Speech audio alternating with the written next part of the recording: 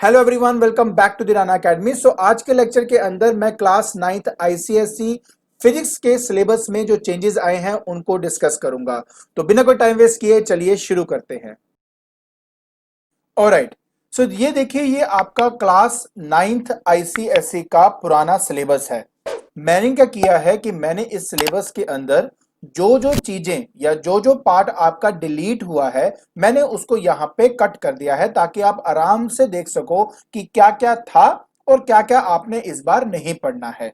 तो चलिए जल्दी से हम देखते हैं कि इस बार हमारे सिलेबस में क्या क्या डिड्यूस हुआ है। तो सबसे पहला जो मेजर चेंज आया है वो आपका चैप्टर 1 एंड चैप्टर 2 में आया है। तो पहले हम देखते हैं इसमें क्या था। देखिए, जब हम बात करते हैं चैप्टर 1 की, तो उस चैप्टर 1 के अंदर अगर आपको याद हो तो हमने बी पार्ट के अंदर वर्नियर कैलिपर, स्क्रू गोज और ये सब चीजें हमने स्टडी करी थी, जिसके अंदर हमने उसका लीस्ट काउंट भी फाइंड आउट किया था, हमने सब कुछ किया था रिलेटेड टू इट। तो ये जो बी पार्ट है ना, ये सारा का सारा आपका कट हो गया है। तो ये सिर्फ आपने एक्सपेरिमेंट में या प्रैक्टिकल में ही करना है, अदरवाइज ये आपके सिलेबस से एक्सक्लूड हो चुका है।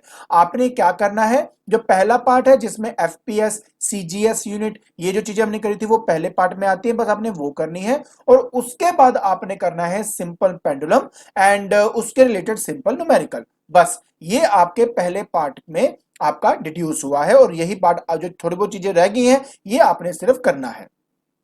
जब मैं बात करता हूं सेकंड चैप्टर की, जिसका नाम है मोशन इन वन डायमेंशन, तो उसके अंदर अगर आपको याद हो तो उसके बी पार्ट के अंदर भी हमने ग्राफ्स किए थे। Related to distance time graph हमने किया था, वेलोसिटी टाइम ग्राफ किया था, एंड उसमें हमने स्लोप फाइंड किया था, एरिया अंडर कर्व किया था। तो हमने बहुत कुछ किया था उसके अंदर। तो वो सब पार्ट आपका एक्सक्लूड हो गया है, वो आपने नहीं करना है।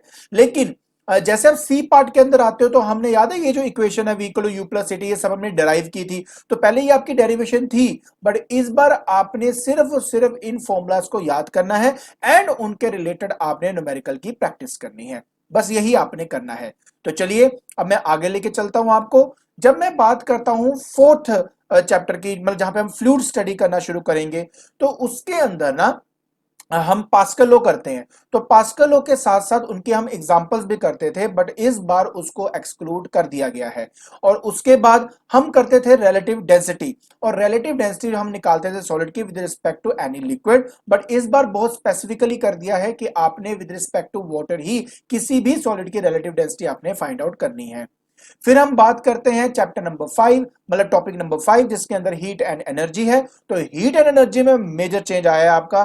तो ये जो पहले दो पार्ट है ना, जिसके अंदर आपने हीट एंड टेम्परेचर क्या होता है, तो ये दो पार्ट तो आपको करने हैं, बट उसके बाद का जो एनर्जी फ्लो है, एनर्जी सोर्सेज हैं, ये सब का सब आपका एक्सक्लूड हो गया है। Even global warming and green house effect का सिर्फ और सिर्फ आपने साइंटिफिक डेफिनेशन करना है, बाकी इसमें से कुछ भी नहीं करना है। तो ये एक बहुत बड़ा मेजर चेंज आया है आपका टॉपिक नंबर 5 के अंदर। इस पर नेक्स्ट टॉपिक होता है हमारा लाइट। तो लाइट के अंदर आपने सब कुछ ही करना है एक्सेप्ट ये छोटा सा हिस्सा, जिसके अंदर है relation between focal length and radius of curvature, and उसके related and mirror formula, basically उसके रिलेटेड आपके न्यूमेरिकल्स। ठीक है, ये जो पार्ट है ये आपका यहां से एक्सक्लूड हो चुका है। जब हम बात करते हैं साउंड की, तो साउंड में कोई भी ऐसे कोई मेजर चेंजेस नहीं आए हैं। फिर हम बात करते हैं इलेक्ट्रिसिटी एंड मैग्नेटिज्म की, जो आपका लास्ट टॉपिक है। तो उसका जो लास्ट पार्ट है ना, दैट इज कि इलेक्ट्रोमैग्नेट क्या होता है, उसका यूज क्या होता है, ये सब का सब आपका यहाँ पे एक्सक्लूड हो चुका है, ये आपने नहीं पढ़ना है। क्लियर। इसके अलावा जब हम प्रैक्टिकल के बारे में बात करते हैं तो इन टोटल हमारे पास 12 प्रैक्टिकल्स होते हैं, जिसमें हमें 6 to 10 प्रैक्टिकल्स हमें करने होते हैं। ठीक है ना। इस बार उन्होंने कहा कि आपने उसको 5 to 7 एक्सपेरिमेंट्स ही करना है। Is that okay. तो ये रही आपकी प्रैक्टिकल की बात, और ये रही आपकी यहां पर कि क्या क्या आपका सिलेबस जो है यहां पे कट हुआ है।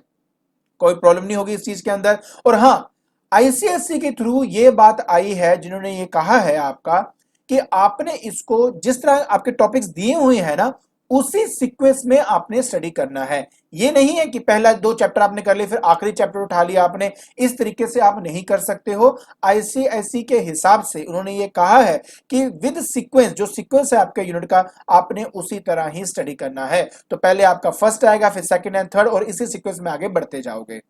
क्लियर हो गया।